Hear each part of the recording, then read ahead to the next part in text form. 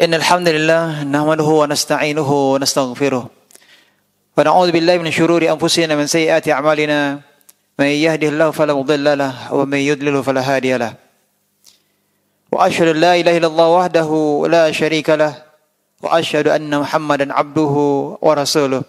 Allahumma shalli wa sallim ala nabiyyina Muhammad wa ala alihi wa ashabihi wa tabi'ahum bi ihsanin ila yaumiddin. Amma ba'd. Ibu-ibu yang semoga senantiasa rahmati Allah SWT dan para pemirsa Najah TV dimanapun Anda berada. Azanallahu wa iyyakum. Alhamdulillahilladzi bi ni'matihi tatimmu shalihat. Kesempatan yang berbahagia ini kita kembali diberikan taufik Allah SWT untuk dapat kembali duduk di majlis yang mulia ini, di salah satu taman di antara taman-taman surga, majlis ilmu, yang mana bertepatan juga kesempatan ini kita berada di salah satu di antara bulan-bulan yang haram, yakni bulan yang mulia, yang dimana di bulan-bulan haram tersebut Allah SWT melipat gandakan dosa dan juga melipat gandakan pahala. Sebagaimana Al-Imam Ibn Katsir menafsirkan surat At-Taubah ayat 36 ketika Allah SWT berfirman, Inna iddata syuhuri indallahi 12 syahra fi kitabillah. Sesungguhnya bilangan bulan di sisi Allah ialah 12 bulan fi kitabillah, dalam ketetapan Allah. Allah telah menjadikan hal tersebut di Lauhil Mahfuz. Yauma khalaqas samawati wal ard minha arba'atun hurum. Ya, di waktu Allah menciptakan langit dan bumi, di antaranya terdapat 4 bulan haram. Dzalika dinul qayyim, itulah ketetapan agama yang lurus. Kemudian Allah katakan, fala tazlimu fihinna anfusakum, maka janganlah menganiaya diri kalian dalam bulan yang 4 itu. Ya, ini surat At-Taubah ayat 36.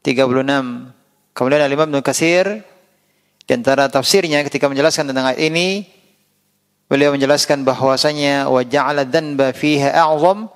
Allah SWT jadikan melakukan perbuatan dosa pada saat itu lebih besar.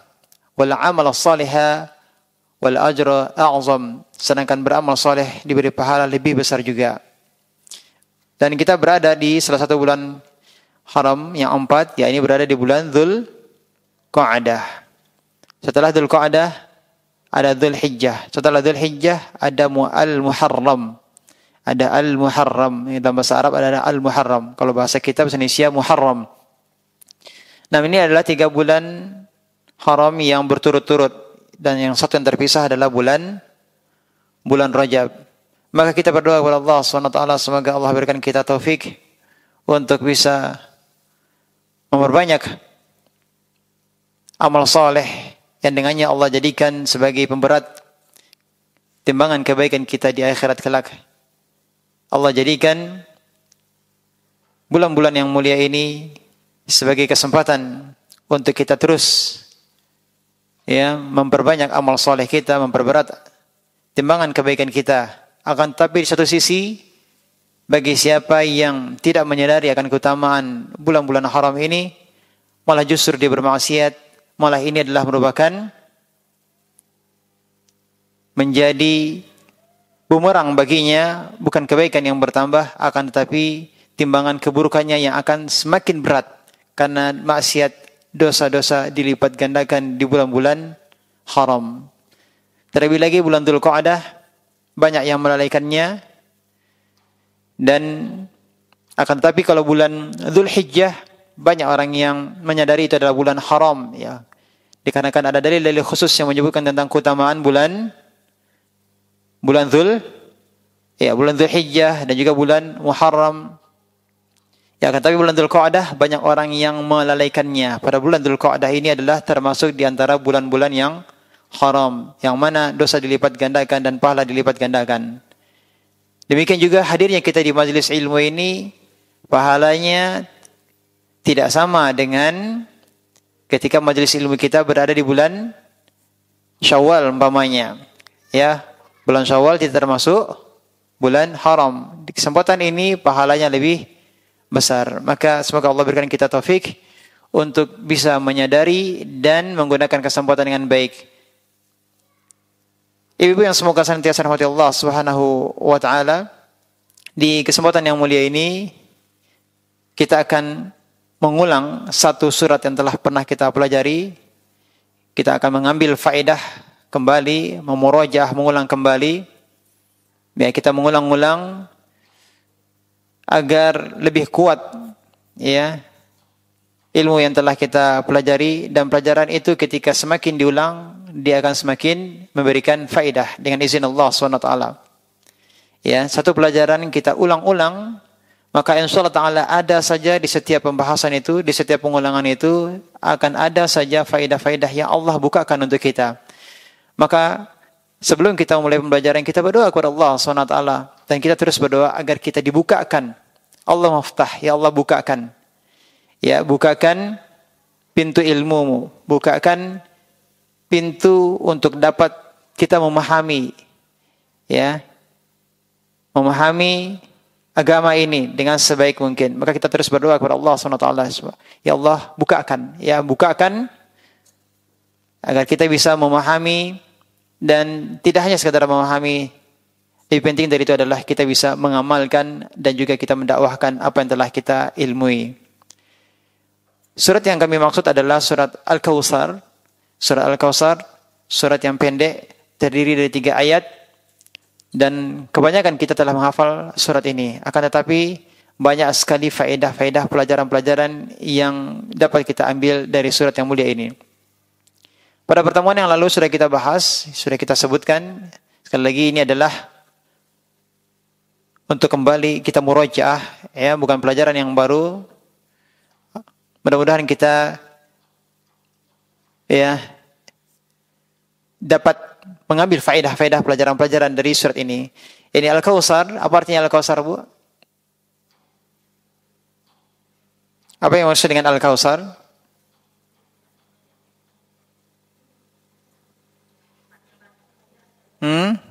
Silakan, bisa dilihat catatannya, ini bisa dibuka. Apa yang maksud dengan Al-Kautsar? Al-Kautsar ini ada 2 tafsiran dari Al-Kautsar. Makna Al-Kautsar. Makna yang pertama adalah Al-Kautsar itu artinya adalah khairun katsir, kebaikan yang banyak. Ya, kebaikan yang banyak. Allah SWT telah memberikan kepada Nabi kita Muhammad SAW nikmat yang banyak. Nikmat yang banyak. Al-Kautsar berasal dari kata kasrah, yang berarti apa? Banyak. Kemudian dijadikan ala wazni fau'ala, kautsar. Ya, ini artinya kebaikan yang banyak. Kebaikan yang banyak yang Allah SWT berikan kepada Nabi kita Muhammad SAW. Ya. Ini sifatnya adalah umum. Sifatnya umum. Banyak sekali nikmat-nikmat, kebaikan-kebaikan yang Allah berikan kepada Nabi kita Muhammad SAW. Di antaranya bisa kita merujuk kembali kepada surat Ad-Duha dan surat Al-Insyirah. Nah, di antara juga nikmat yang Allah berikan kepada Nabi kita Muhammad SAW adalah sungai Al-Kautsar. Sungai Al-Kautsar ini adalah sungai yang berada di mana? Di mana, Bu? Di surga. Dan Al-Kautsar juga adalah haud, telaga. Telaga Al-Kautsar berada di mana? Di mana, Bu?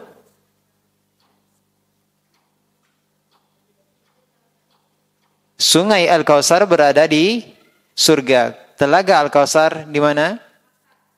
Di padang mahsyar. Barakallahu fiik. Nah, di padang mahsyar. Jadi Al-Kautsar ini adalah bagian dari nikmat yang banyak yang tadi di pertama kita sebutkan. Kebaikan yang banyak. Maka Al-Kautsar yang bermakna sungai di surga dan juga bermakna apa?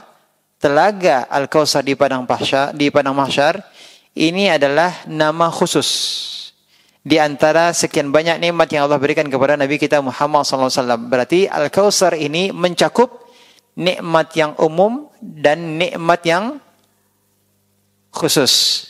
Ya, nikmat yang umum dan nikmat yang khusus. Nikmat yang umum berarti kebaikan yang banyak.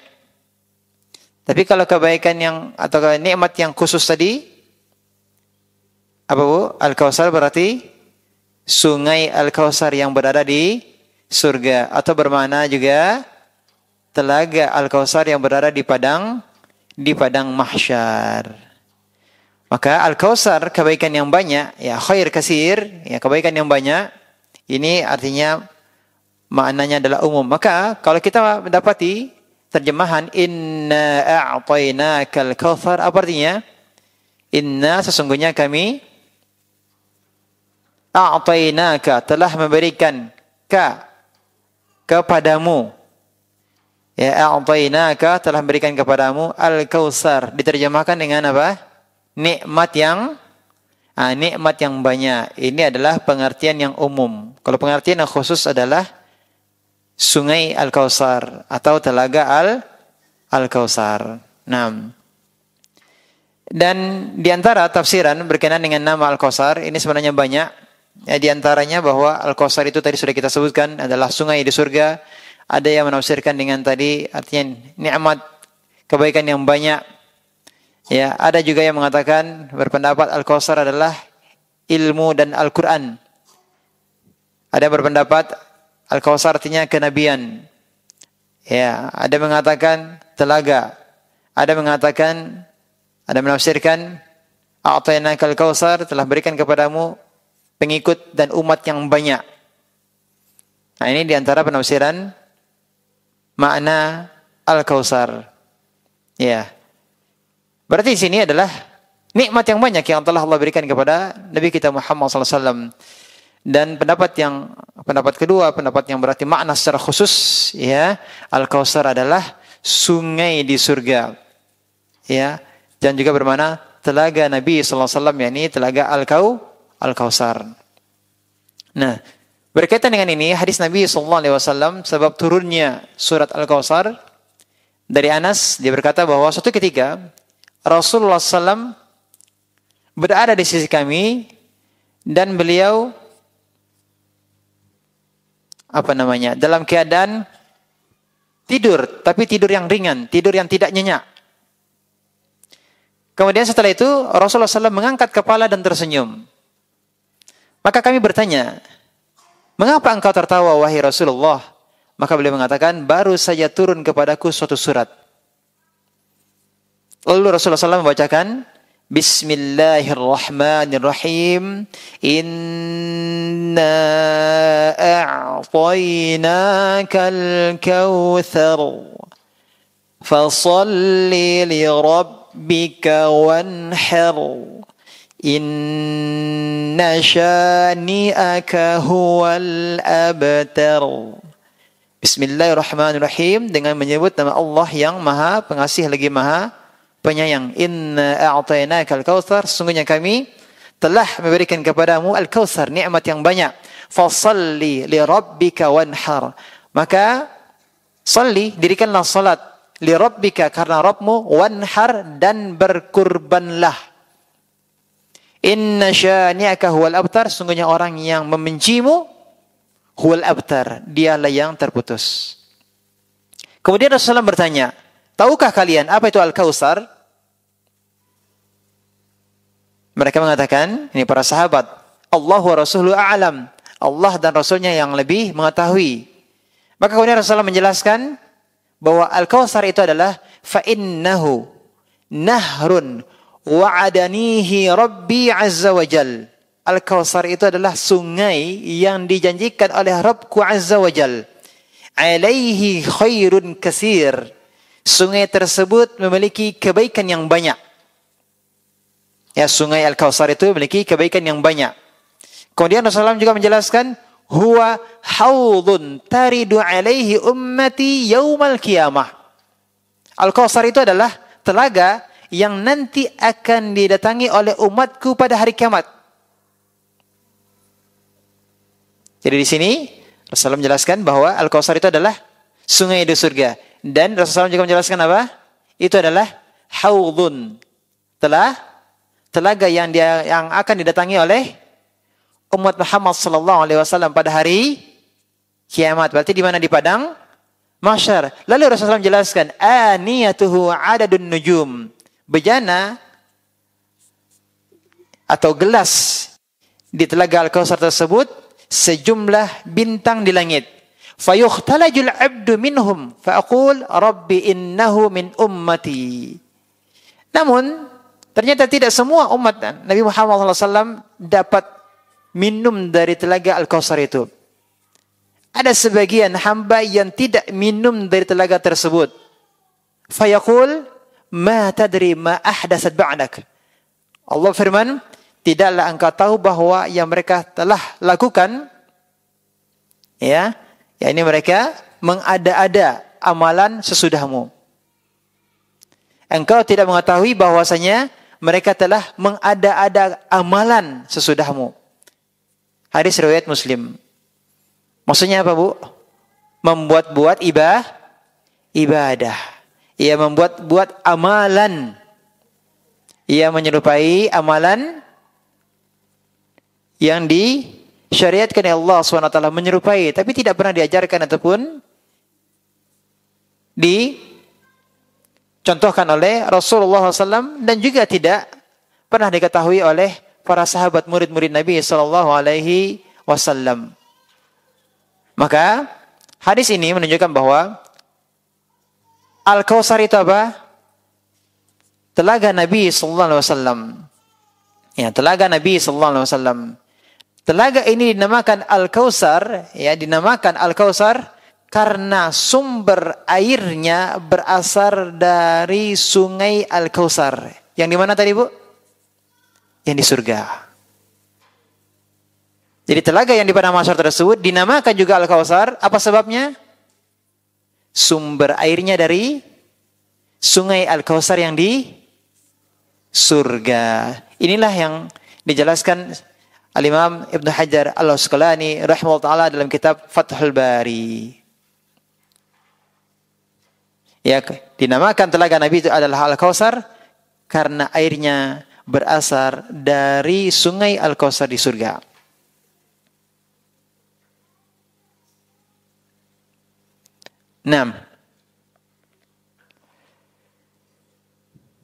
Kemudian Nabi SAW juga menjelaskan tentang telaga Al-Kautsar tersebut.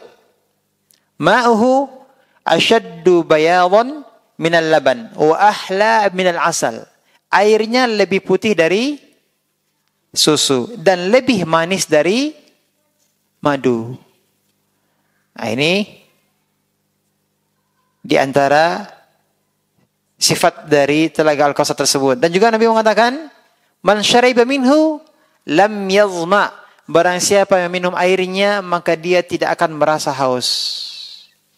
Di antara juga penjelasan para ulama, siapa yang minum dari telaga Al-Kautsar ini, sekalipun dia masuk ke dalam neraka, ya dia ada dalam neraka, dia tidak akan merasakan rasa haus jika dia telah minum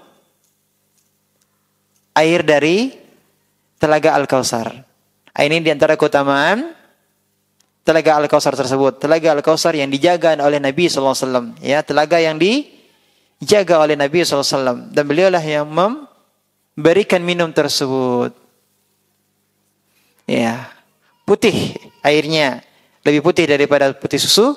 Dan manisnya lebih manis daripada manisnya madu. Ternyata tidak semua umat Nabi SAW mendapati air tersebut. Ya, ternyata ada yang diusir. Dalam riwayat yang lain, hadis riwayat Bukhari, Nabi SAW mengatakan, Ana faratukum alal haud. Aku akan mendahului kalian di al-haud, yakni di telaga. La yurfa'anna ilayya rijalun minkum. Akan didatangkan kepadaku beberapa orang di antara kalian. Hatta idza ahwaitu liunawilahum ukhtulijuduni. Ketika aku akan mengambilkan minuman untuk mereka dari al-haud, mereka dijauhkan dariku. Fa'aqul ay rabbi ashabi. Maka kemudian aku berkata, wahai Rabb, ini adalah umatku. Kemudian Allah berkata kepada Rasulullah SAW, la tadri ma ahdatsu ba'dak. Engkau sebenarnya tidak mengetahui bid'ah yang mereka perbuat sesudahmu. Amalan-amalan yang buat sesudahmu yang menyerupai syariat Allah Subhanahu wa taala. Nah, pelajaran yang lain juga kita dapatkan dari hadis yang mulia ini bahwa Rasulullah SAW juga tidak mengetahui perkara yang gaib. Beliau tidak mengetahui apa yang terjadi dengan umatnya setelah beliau meninggal dunia. Ya. Buktinya Allah katakan, engkau tidak mengetahui apa yang mereka perbuat dari amalan-amalan yang mereka adakan sepeninggalmu. Dari Nabi SAW tidak mengetahui perkara yang gaib. Dan beliau SAW mengetahui sesuatu yang akan datang itu dengan wahyu Allah Subhanahu wa taala. Akan tapi kalau tidak Allah kabarkan, maka beliau tidak akan mengetahuinya. Kemudian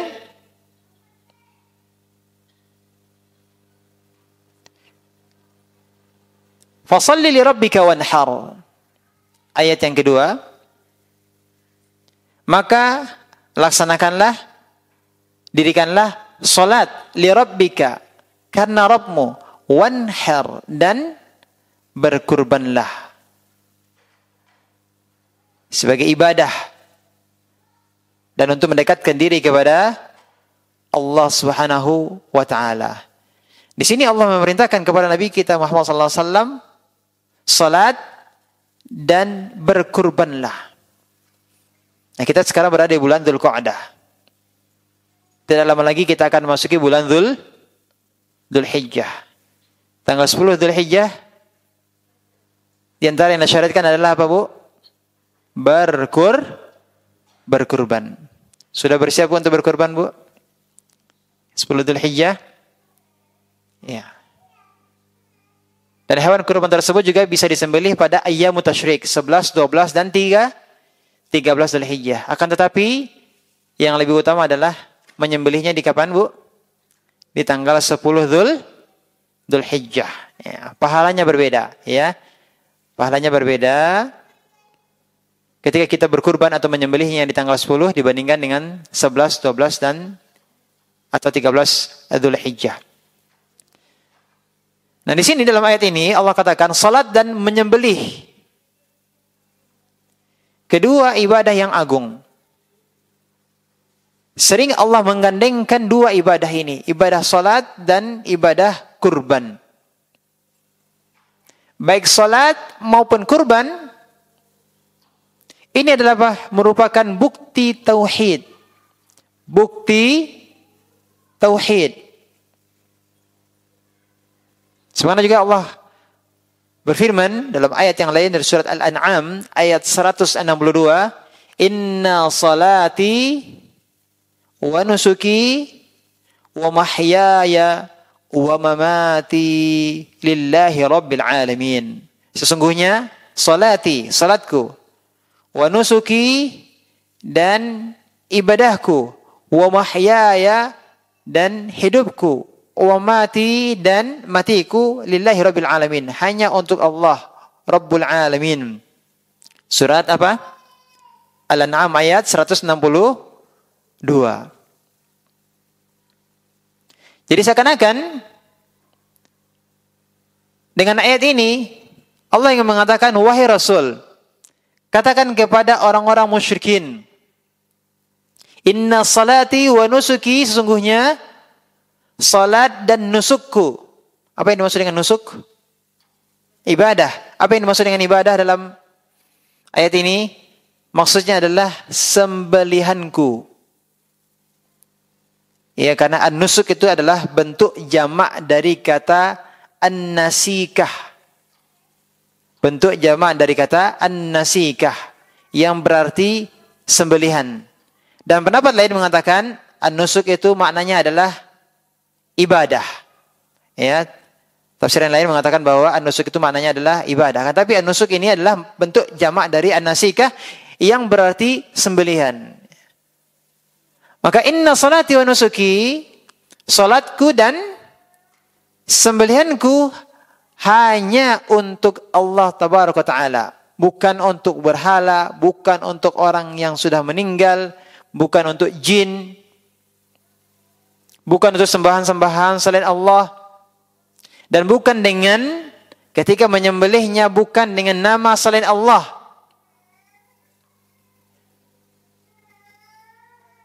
Sungguhnya hidup dan matiku hanyalah untuk Allah, Rabbul Alamin, Rabb, Tuhan semesta alam. Nah, jadi di sini perintah kita untuk mengikhlaskan ibadah kita, salat, dan juga kurban kita hanya untuk Allah SWT. Jangan sampai kita menyembelih seperti sebagian orang yang menyembelih ketika dia membangun rumah, ya, hewan tersebut disembelih dan darahnya dioleskan pada bagian rumah tersebut. Atau ketika membangun jembatan atau bangunan yang lainnya, ada hewan yang disembelih, kemudian bagian dari hewan tersebut dipersembahkan untuk siapa, Bu? Untuk jin. Ya, dengan harapan jin-jin tersebut tidak mengganggu penghuni rumah atau tidak mengganggu bangunan tersebut karena dikhawatirkan bangunan tersebut akan rusak atau roboh. Maka mereka melakukan ritual-ritual. Ini adalah kesyirikan, menyembelih untuk selain Allah. Dalam ayat yang mulia ini Allah perintahkan fashalli li rabbika wanhar, salat dan sembelihlah li rabbik, untuk Rabbmu. Jadi termasuk menyembelih, sembelih itu, menyembelih hewan itu adalah termasuk juga ibadah.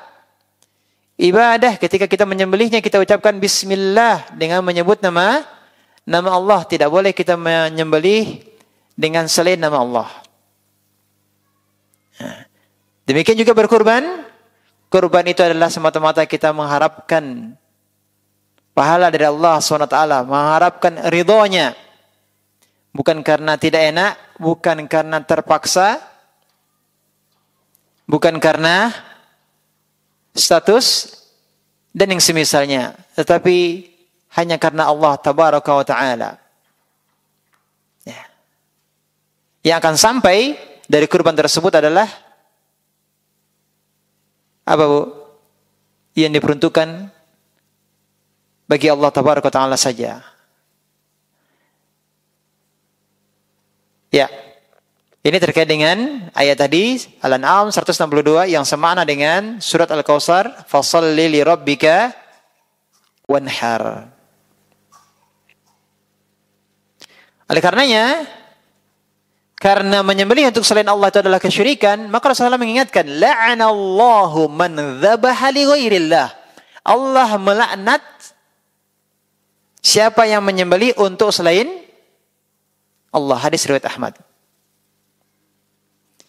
Jadi menyembelih untuk jin, ya, menyembelih untuk orang soleh yang sudah meninggal, menyembelih untuk juru kunci ini, juru kunci itu, penunggu ini, penunggu itu, maka berarti dia telah melakukan kesyirikan. Nah, fashalli li rabbika wanhar. Allah memulai ayat ini dengan fa, dengan huruf fa. Artinya maka, salli, dirikanlah salat. Berarti ini menunjukkan sebab,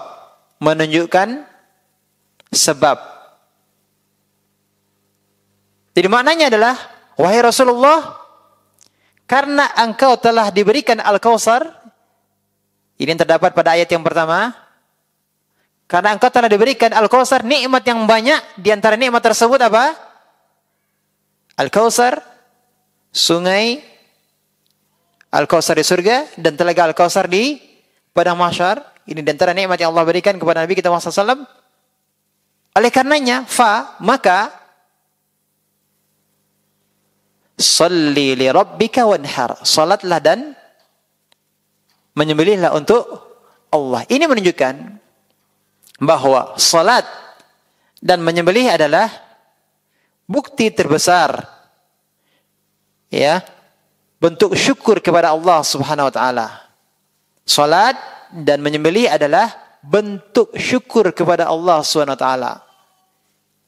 Salat adalah ibadah yang termulia dan menyembelih adalah ibadah harta yang termulia.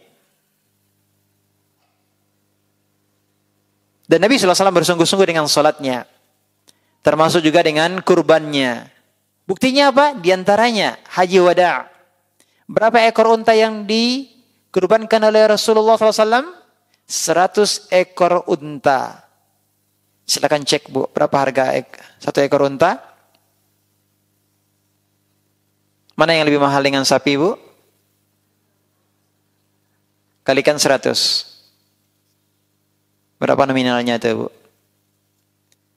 Nabi SAW ketika haji wada 100 ekor unta kurbannya.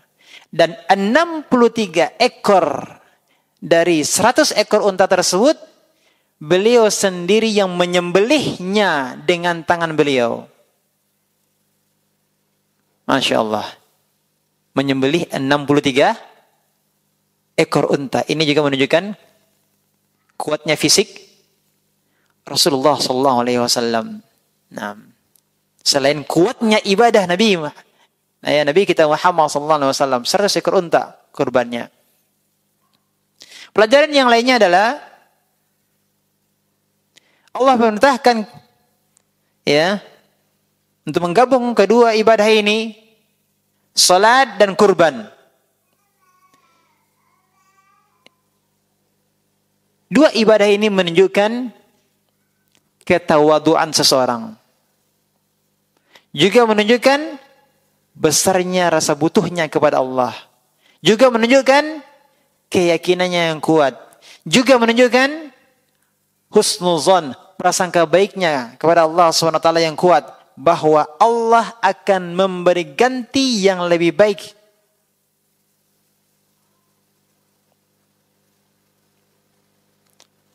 Tidak sebagaimana orang yang tidak mau berkurban karena takut miskin, karena takut kekurangan. Padahal menyembelih kurban atau berkurban itu termasuk sedekah atau bukan?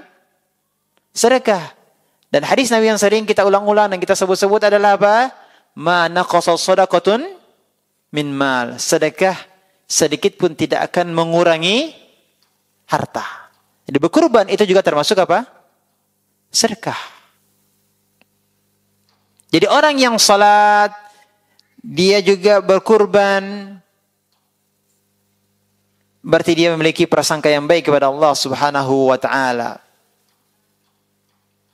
Ya, zahirnya ada harta yang berkurang, tapi dia bergantung kepada Allah Subhanahu wa taala.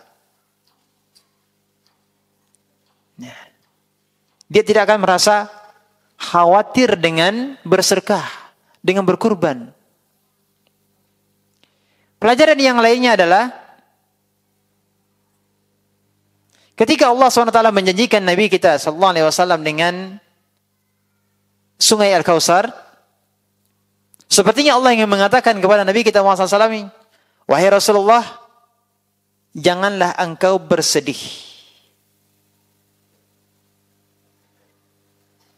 Karena ada sesuatu yang terluput dari dirimu berkenaan dengan perkara dunia. Jangan bersedih. Karena dunia itu tidak ada apa-apanya dengan ganjaran akhirat.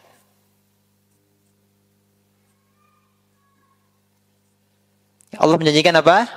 Sungai Al-Kautsar. Ya, karena orang-orang musyrikin mereka berusaha membujuk Rasulullah SAW, ya, memberikan tawaran-tawaran kepada Nabi SAW untuk meninggalkan dakwah. Mereka mencela Nabi SAW. Allah hibur Nabi kita SAW dengan Al-Kautsar.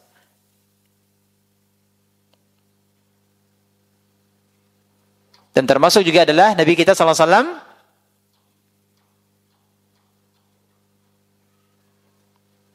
Ketika beliau masih hidup, seluruh anaknya telah meninggal dunia. Kecuali siapa? Kecuali Fatimah. Dan Fatimah pun meninggal 6 bulan setelah wafatnya Rasulullah sallallahu alaihi wasallam. Jadi ini adalah bentuk hiburan Allah SWT menguatkan Rasulullah SAW bahwa dunia itu tidak ada apa-apanya dibandingkan dengan apa yang ada di akhirat kelak. Di antaranya Al-Kautsar yang akan diberikan kepada Rasulullah SAW. Dan antara faedah yang lain bahwa agar Nabi SAW jangan memperdulikan celaan atau cercaan orang-orang musyrikin. Akan tetapi hadapilah celaan mereka dengan menyibukkan beribadah kepada Allah Subhanahu wa taala. Sebagaimana Allah berfirman pada ayat-ayat yang terakhir dari surat Al-Hijr. Silakan dilihat di ayat ke-97, 98, 99. Apa firman Allah Subhanahu wa taala? "Wa laqad na'lamu annaka yadhiqu sadruka bima yaqulun." Dan kami sungguh mengetahui annaka yadhiqu sadruka, bahwa dadamu menjadi sempit bima yaqulun, disebabkan apa yang mereka ucapkan. Fasabbih bihamdi rabbika wa kum minas sajidin. Apa yang Allah perintahkan? Maka bertasbihlah dengan memuji Rabbmu dan jadilah kamu di antara orang-orang yang bersujud. Maksudnya apa? Orang-orang yang bersujud? Salat. Wa'bud rabbaka hatta ya'tiyakal yakin. Dan beribadahlah, sembahlah Rabbmu sampai datang kepadamu al-yaqin. Apa yang maksud dengan al-yakin?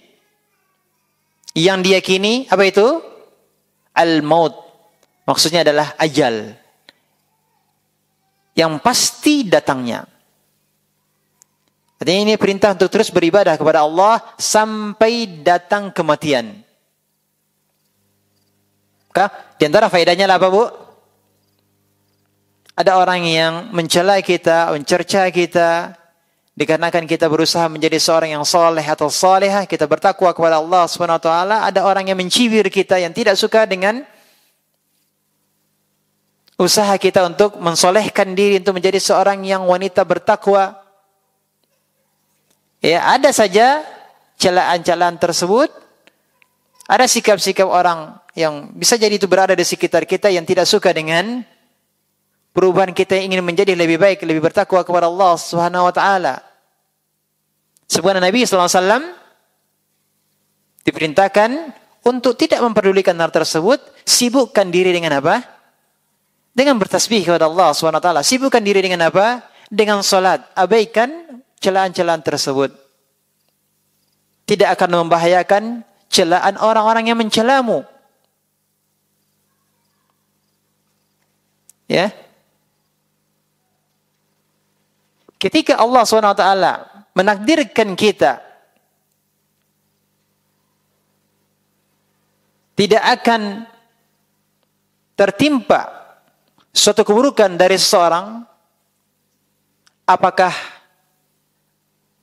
keburukan tersebut akan menimpa diri kita atau tidak, Bu? Jawabannya tentu tidak. Tapi kalau Allah takdirkan sesuatu tersebut menimpa kepada diri kita, kemanapun juga kita tidak akan bisa menghindar.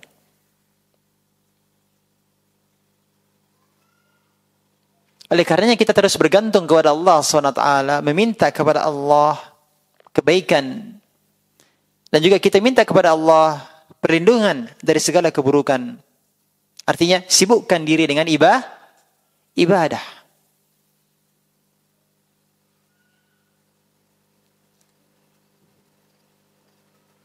Inna syani'aka huwal abtar. Sesungguhnya orang yang membencimu dialah yang terputus.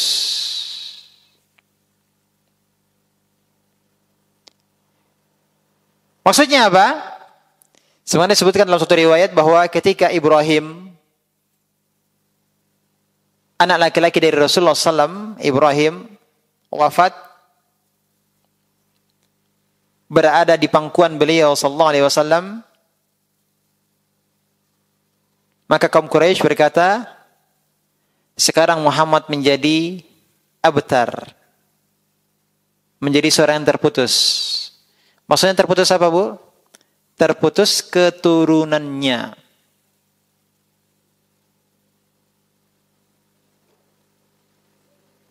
Beliau dikatakan abtar karena tidak lagi memiliki keturunan laki-laki. Dan ini menjadikan beliau sallallahu alaihi wasallam bersedih hati. Maka ayat ini turun sebagai penghibur untuk Rasulullah SAW.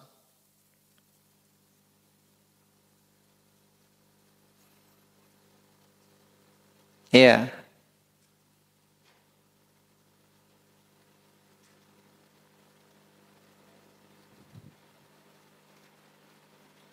Inna sya'naka huwal abtar, kata Allah. Orang yang bencimu, dialah yang terputus. Dan lihat, apakah Nabi kita Muhammad SAW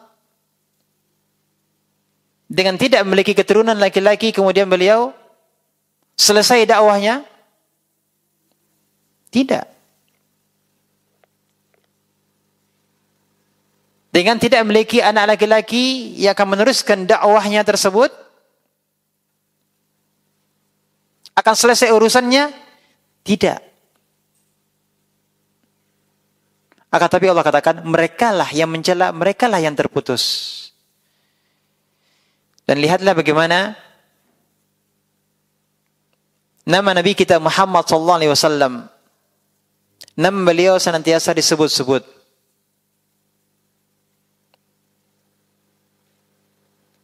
Bahkan kalau kita perhatikan, Bu, ketika dikumandangkan azan, bisa jadi setelah azan di daerah ini, semenit kemudian akan dikumandangkan di daerah yang lain. Semenit kemudian ada dikumandangkan di daerah yang lain. Semenit kemudian ada dikumandangkan di daerah yang lain. Bisa jadi di belahan bumi ada yang malam, tapi di belahan bumi yang lain ada yang siang. Sepertinya azan tersebut tidak terputus. Ya. Dan di antara lafaz adzan tersebut adalah dalam dua kalimat syahadat, asyhadu an la ilaha illallah, ada nama Allah. Kemudian asyhadu anna Muhammadar Rasulullah, asyhadu anna Muhammad, ada disebut nama Muhammad sallallahu alaihi wasallam. Demikian juga orang-orang yang salat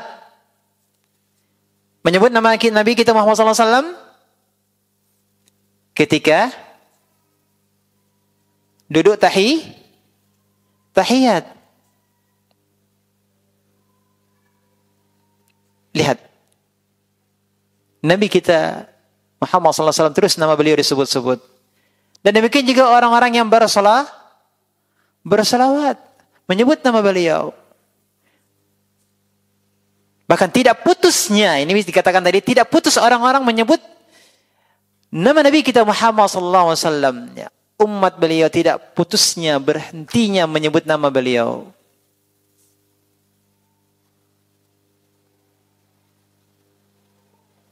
Ini bentuk pemuliaan kepada Nabi kita Muhammad SAW.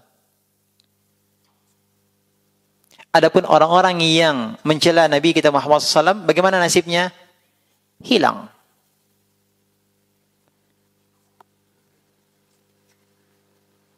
Mereka hilang, tidak lagi ada yang mengenalnya, putus.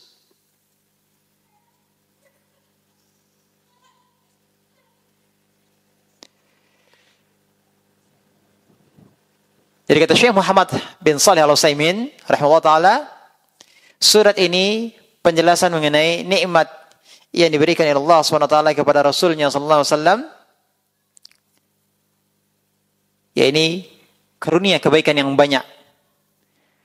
Kemudian pada surat ini juga terdapat perintah untuk mengerjakan salat dan berkurban. juga ibadah yang lainnya. Atas dasar ikhlas karena Allah Subhanahu wa taala. Kemudian terakhir dijelaskan bahwa siapa yang benci Rasulullah SAW dan membenci satu saja dari ajaran beliau, merekalah yang nantinya terputus. Maksudnya terputus apa, Bu? Tidak mendapatkan kebaikan dan barokah. Terputus dari rahmat Allah Subhanahu wa taala. Maka di sini juga pelajaran, bisa jadi atau tidak, Bu, kalau ada di antara kaum muslimin yang ternyata juga membenci Nabi kita Muhammad SAW, ada atau tidak?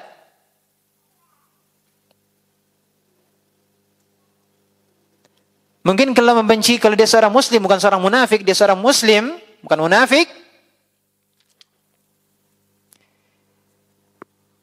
dia tidak akan mengatakan bahwa dia membenci Nabi kita Muhammad SAW. Dan dia juga tidak membenci Nabi kita Muhammad SAW, akan tetapi dia juga dikatakan membenci beliau ketika dia membenci syariat yang dibawa oleh Muhammad SAW. Maka, Bu, kita harus berhati-hati di sini, dan juga kita mengingatkan siapa saja jangan sampai dia membenci Rasulullah SAW. Kalau ditanya maka dia akan mengatakan, tidak, saya tidak benci. Kalau engkau tidak benci, mengapa engkau tidak suka dengan apa yang diajarkan oleh Rasulullah SAW? Banyak sekali kita lihat, Bu, di sekitar kita, banyak orang yang tidak menjalankan syariat Allah, tidak menjalankan apa yang diajarkan oleh Rasulullah SAW, tidak mencontoh Rasulullah SAW.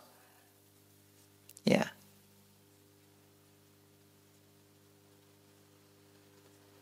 Maka ini pelajaran yang penting agar kita tidak termasuk orang-orang yang kelak terusir dari Telaga Al-Kautsar. Siapa yang terusir, Bu? Yang mengada-adakan suatu amalan yang tidak diajarkan oleh Rasulullah SAW. Bukankah beliau bersabda, "Man 'amila 'amalan laisa 'alaihi amruna fahuwa radd." Siapa yang mengerjakan suatu amalan yang tidak ada di atasnya perintah dariku, kata Nabi SAW, maka amalan tersebut radd, tertolak.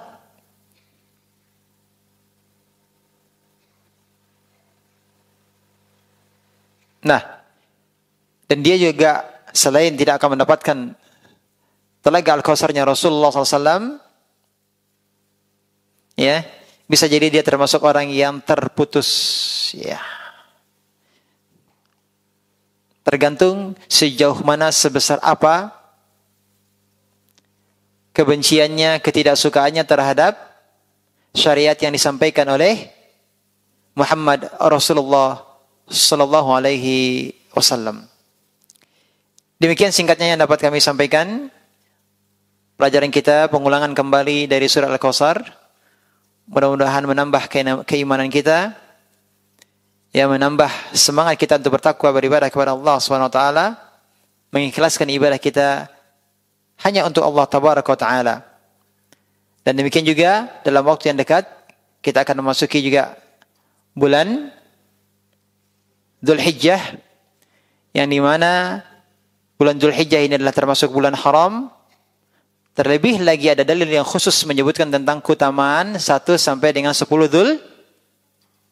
Dzulhijjah, yang mana tidak ada amalan yang lebih Allah cintai melebihi amalan yang dikerjakan pada 10 hari tersebut, yakni 1 sampai dengan 10 Dzulhijjah. Sampai para sahabat bertanya,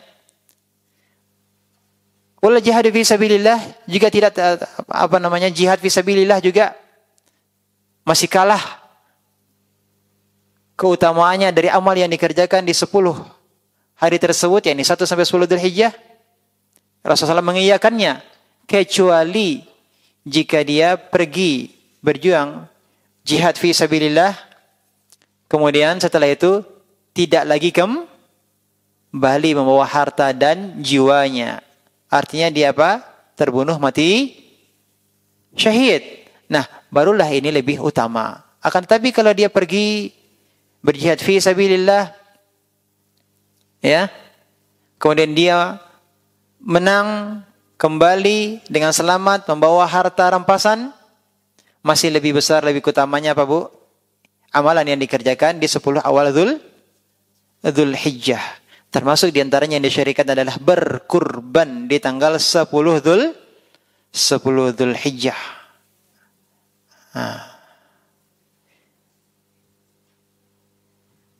Ini semoga Allah berikan kita taufik untuk bisa memperbanyak ibadah-ibadah kita, dan semoga Allah jadikan semua ibadah kita diterima olehnya. Allahumma amin. Wassallallahu Nabi Muhammadin wa ala alihi wa sallam walhamdulillahi rabbil alamin.